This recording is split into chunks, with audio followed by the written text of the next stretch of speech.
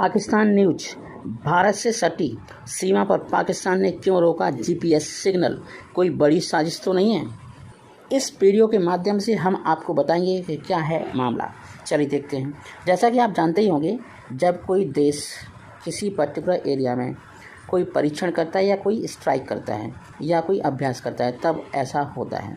पाकिस्तान ने भारत से लगी सीमा पर 2 इलाकों में जीपीएस सर्विस को बंद कर दिया है। इन इलाकों में नोटम जारी कर कुछ समय के लिए हवाई यातायात को भी प्रतिबंधित कर दिया गया। आशंका जताई जा रही है कि पाकिस्तान इन इलाकों में मिसाइल परीक्षण कर सकता है। चलिए देखते हैं क्या मामला पूरी तरीके से ओपनली सोचते हैं, देखते हैं क्या होने वाला है इस वीडियो में। पाकिस्तान ने भारत से लगी सीमा के 2 इलाकों में नोटिस टू एयर मिशन, इसे बोलते हैं नोटम, जारी किया है। इन दोनों इलाकों में नागरिक विमानों और हेलीकॉप्टरों की उड़ान भरने पर पाबंदी लगा दी गई है। और इतना ही नहीं कि इन इलाकों में जीपीएस सिग्नल को भी बंद कर दिया गया है। इससे इन इलाकों में रहने वालों को दिक्कतों का सामना भी करना पड़ रहा है। अभी तक पाकिस्तान ने इन इलाकों में जीपीएस बंद करने पर कोई आधिकारिक ऑफिशियल बयान नहीं दिया है, लेकिन आशंका जताई जा रही है कि पाकिस्तान इन इलाकों में सैन्य अभ्यास या मिसाइल परीक्षण कर सकता है। मिसाइल परीक्षण कर सकता है क्या पाकिस्तान? हो सकता है। पाकिस्तान के नोटम वाली तस्वीर को open source intelligent Twitter handle ने शेयर किया है। भारत से लगी सीमा पर नोटम जारी करने से आशंका गहराती जा रही है कि पाकिस्तान इस इलाके में मिसाइल परीक्षण शायद कर सकता है। यह भी हो सकता है कि यह मिसाइल नेविगेशन के लिए जीपीएस का इस्तेमाल न करती हो, या भी हो सकता है कि इन इलाकों में पाकिस्तानी वायुसेना के हवाई अभ्यास करने की भी आशंका बनी हुई है। 2 इलाकों को इसलिए भी चुना जा सकता है क्योंकि एक क्षेत्र में कोई समस्या आए तो दूसरे का इस्तेमाल किया जाएगा। ये रही इम्पोर्टेंट बात। अब आपको बता दें ये नोटम होता क्या है। नोटम किसी विशेष क्षेत्र में एयर मिशन के लिए जारी किया जाता है। इसके लिए इन इलाकों में या उस इलाके में उड़ान भरने वाले पायलटों को सतर्क किया जा सकता है। नोटम का full form notice to air mission है।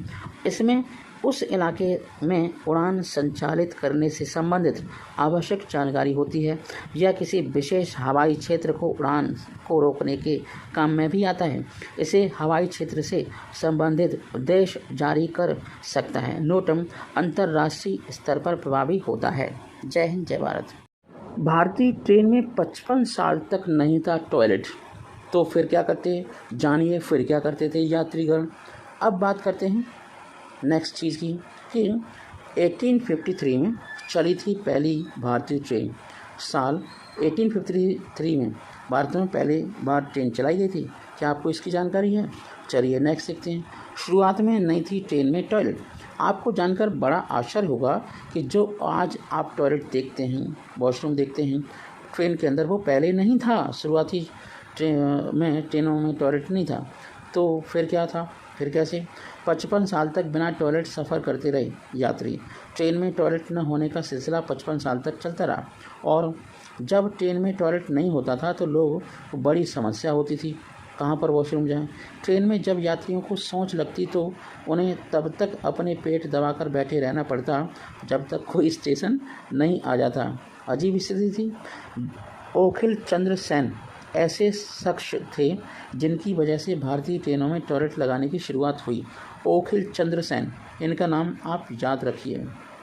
फिर बात करते हैं। दरअसल ओखिल चंद्र एक स्टेशन पर टॉयलेट के लिए रुके थे। इस दौरान उनकी ट्रेन छूट गई थी। अब ओखिल चंद्र ने इसकी शिकायत पश्चिम बंगाल के साहिबगंज मंडल को पत्र लिखकर की। उन्होंने अपनी शिकायत में ट्रेन में टॉयलेट लगाने का अनुरोध किया था। 1909 में पहली बार लगा था टॉयलेट। भारतीय रेल में पहली बार टॉयलेट का इम्प्लीमेंटेशन 1909 में हुआ था। जय हिंद, जय भारत। आपको बता दें कि भारत के पहले prime minister Jawaharlal Nehru Hitler के एक इंजीनियर को लेके आए थे, लेकिन फिर भी लड़ाकू विमान का इंजन नहीं बना पाए थे। अब आपको आज का दौर बता दें कि अमेरिका से लड़ाकू विमान के लिए 200 इंजन खरीदेंगे मोदी, ये ऐलान हो चुका है। और ये इंजन लड़ाकू विमान में लगाए जाएंगे। जैसे तेजस है, उसमें एक इंजन है, अब उसे डबल किया जाएगा, फिर 2 ब्रह्मोस मिसाइल दागने के लिए तैयार किया जाएगा। अभी केवल एक ले जा सकता है। देसी लड़ाकू विमान तेजस का नाम तो आपने सुना ही है। और लेकिन क्या आप जानते हैं कि स्वदेशी तेजस मतलब भारत विकास के सबसे बड़ी अग्रणी का दिल यानी इंजन अमेरिकी कंपनी जनरल इलेक्ट्रिक GE ने बताया है। क्या आप जानते हैं इसे? देखिए, भले ही इंडिजिनस है लेकिन कुछ कुछ चीज़ें बाहर से हम लेके आते हैं। एक बार में कोई मोबाइल फ़ोन है तो उसके बहुत सारे पार्ट अलग अलग जगह से आते हैं। वैसे ही मान लीजिए अमेरिका में मौजूद प्रधानमंत्री नरेंद्र मोदी इसी कंपनी के तेजस मार्क 2 के लिए 200 से ज़्यादा इंजन भारत में ही बनाने का समझौता करने जा रहे हैं। मार्क 2 तेजस एडवांस मॉडल है। इसमें GE F414 इंजन लगना है। अब सवाल ये है कि अंतरिक्ष में बड़े बड़े रॉकेट भेजने वाला भारत एक लड़ाकू विमान का इंजन नहीं बना पाता, आखिर क्यों? आज के एक्सप्लेनर में यही हम समझते हैं। तो हम आप बताते हैं एक किस्से की, एक कहानी बताना चाहते हैं। बात 50 के दशक की है। वायुसेना को नए लड़ाकू विमान चाहिए थे। गुट निरपेक्ष के जनक जवाहरलाल नेहरू चाहते थे कि हम सोवियत, रूस या अमेरिका के बजाय अपने ही लड़ाकू विमान बनाएं। सोच अच्छी थी।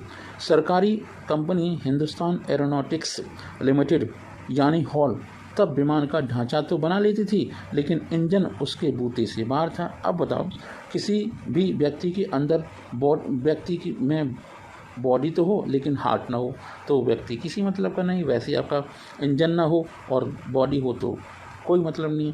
तमाम कोशिशों के बावजूद भी जब बात नहीं बनी तो नेहरू सरकार ने हिटलर वाले जर्मनी के दौरे में लड़ाकू विमान डिजाइन करने वाले जर्मन इंजीनियर कुर्ट टैंक से संपर्क साधा। दूसरे विश्व युद्ध समाप्त होने के बाद ऐसे तमाम जर्मन साइंटिस्ट और इंजीनियर लैटिन अमेरिकी देशों खासकर अर्जेंटीना भाग गए थे। 1956 में भारत में कुर्ट टैंक ने हॉल के साथ मिलकर लड़ाकू विमान का इंजन बनाना शुरू किया। अक्टूबर 1962 में प्रधानमंत्री जवाहरलाल नेहरू के साथ लड़ाकू विमान के इंजीनियर कुर्ट टैंक को आप देख सकते हैं और उनका कहना है कि साल 1961 में इस इंजन से उड़ने वाले HF-24 मारुत लड़ाकू विमान का ट्रायल भी हुआ। 1967 में इसे वायुसेना को सौंप दिया गया। विमान को आवाज़ से ज़्यादा की स्पीड पर उड़ना था लेकिन ऐसा कभी हुआ नहीं। हालांकि 1971 में भारत पाकिस्तान युद्ध के दौरान लोंगेवाला की लड़ाई में HF-24 मारुत ने पाकिस्तान के कई टैंकों को तबाह कर दिया था। कमज़ोर इंजन होने के वजह से 1982 में वायुसेना ने इसे अपने बेड़े से हटाना शुरू कर दिया। ये है आपका 1971 में पाकिस्तान के साथ युद्ध के दौरान स्क्वाड्रन लीडर KK बख्शी ने अपने मारुत जेट से पाकिस्तान के आधुनिक F-86 सैब्रे फाइटर जेट को मार गिराया था। इसके बाद दिसंबर 1986 में बेंगलुरु में गैस टरबाइन रिसर्च एस्टेब्लिशमेंट यानी GTRE ने multi role light compact aircraft यानी LCA के लिए स्वदेशी कावेरी इंजन बनाना शुरू किया था। 13 साल बाद GTRE ने 9 प्रोटोटाइप कावेरी इंजनों के साथ साथ 4 कोर इंजन भी बनाए थे। भारत के साथ ही रूस में 3218 घंटे की टेस्टिंग की गई लेकिन ये इंजन लड़ाकू विमान को पावर देने की ज़रूरी पैरामीटर पर खरे नहीं उतरे। यानी हम आज़ादी के बाद से अब तक लड़ाकू विमान का इंजन नहीं बना पाए। कितने दुर्भाग्य की बात है। हम बड़े बड़े वादे तो करते रहते हैं, बड़ी बड़ी बातें करते रहते हैं और हिंदू मुस्लिम भी करते रहते हैं लेकिन इंजन नहीं बना पाते क्योंकि हम बातें करने में मशगूल हैं।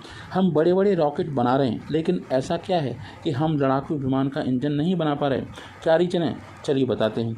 दुनिया में पहली बार साल 1930 में जेट इंजन का पेटेंट कराया गया था। 93 साल बाद भी दुनिया के सिर्फ 4 देसी लड़ाकू विमान के जेट इंजन बना पाते हैं। इनके नाम हैं अमेरिका, ब्रिटेन, फ्रांस और रूस। देख रहे हैं, रूस में केवल 18-20 करोड़ लोग हैं, फ्रांस में 1 करोड़ लोग हैं। ब्रिटेन की कहानी आपको मालूम है, अमेरिका के बारे में आप जानते ही हैं। तो चीन ने कुछ जेट इंजन जरूर बनाए हैं, लेकिन वो भी नकल यानी रिवर्स इंजीनियरिंग करके। आज भी चीन अपने लड़ाकू विमानों के लिए इंजन रूस से ही लेता है।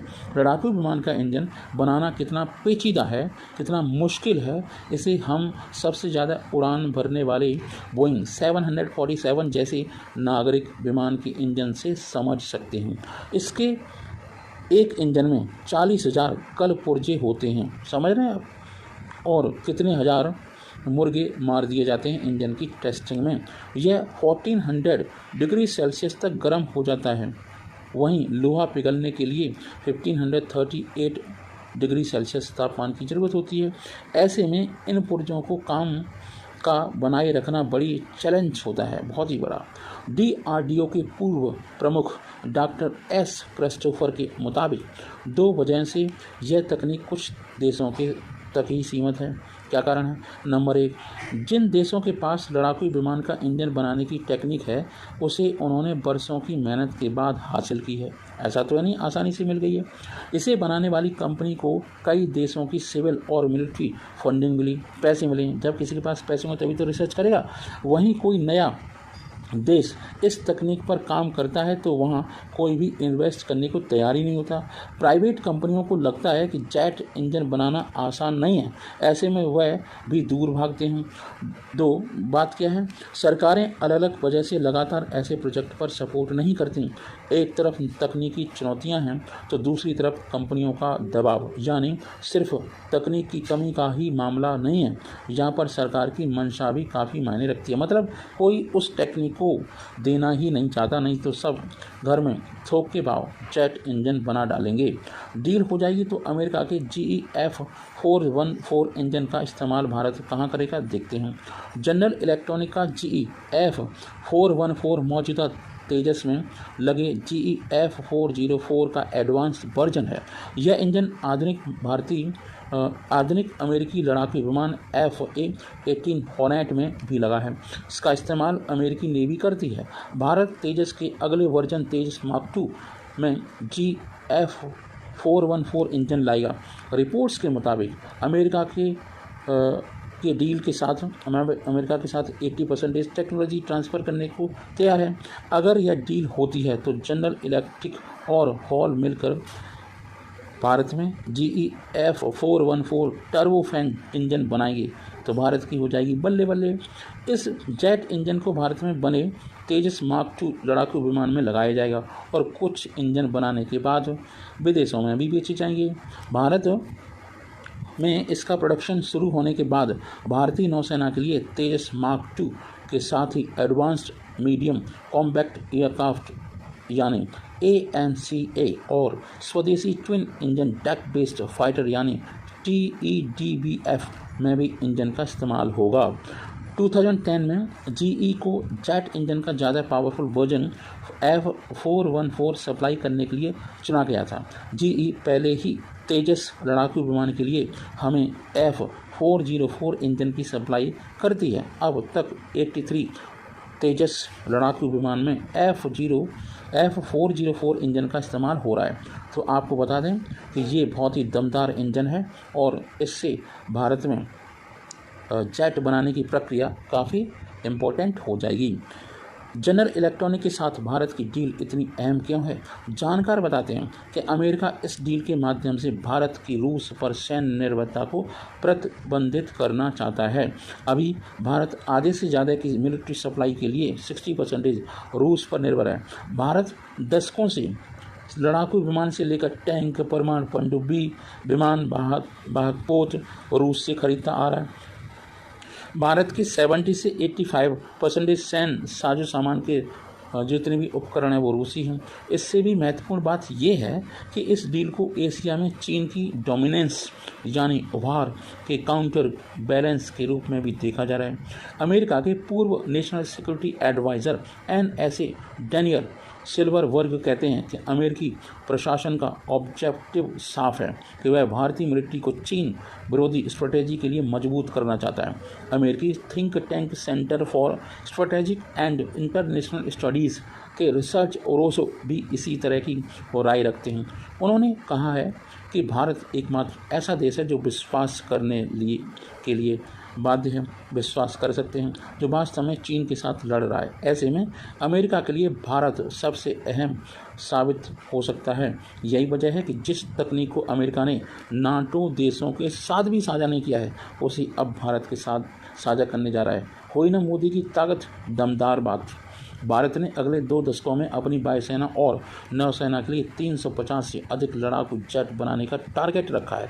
भारत में GEF 414 इंजन बनाने से यह टारगेट हासिल करने में काफ़ी आसानी होगी। माना जा रहा है कि शुरुआत में 200 इंजन बनाने का प्रपोजल है। हालांकि अभी यह तय नहीं हो पाया है कि इस डील का नेचर क्या होगा, यानी क्या इसे पार्टनरशिप कहा जाएगा या जॉइंट वेंचर कहा जाएगा, फिर इसे को असेंबली कहा जाएगा। देखते हैं किस टाइप का अरेंजमेंट होता है। डील होने के बाद ही यह पता चलेगा कि हम इसका एक्सपोर्ट कर पाएंगे या नहीं। कोशिश तो यही होगी कि एक्सपोर्ट करें। क्या इस डील की वजह से भारत ज़्यादा लड़ाकू विमान बना सकेगा? यस, इस तरह की डील से भारत की जेट प्रोडक्शन की क्षमता भी बढ़ेगी। एक्सपर्ट का कहना है कि भारत को एक साल में 2 मोर्चे यानी पाकिस्तान और चीन के खिलाफ युद्ध लड़ने की रणनीति पर काम करना होगा। कम से कम 756 लड़ाकू विमान या 42 स्क्वाड्रन की ज़रूरत है। अभी भारतीय वायुसेना के पास लगभग 560 जेट विमान हैं, यानी 196 लड़ाकू विमानों की भारी कमी है।